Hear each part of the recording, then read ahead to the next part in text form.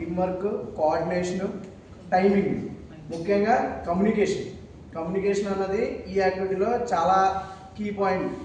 Because అంటే అందరికీ blind ఫోల్డ్లో ఉన్నారు, ఎవరు ఏం చేస్తున్నారో ఎవరికి తెలియదు. బట్ ప్రాపర్ కమ్యూనికేషన్ ఉంటే ఈ టైంలో ఈజీగా ఇది మనం అంటే చేసేగల యాక్టివిటీ.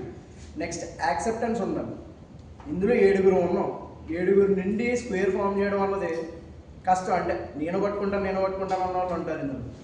సో ఒక 4 పట్టుకుంటేనే స్క్వేర్ అవుతుంది, మిగతా 3 సపోర్ట్ ఇవ్వాలి.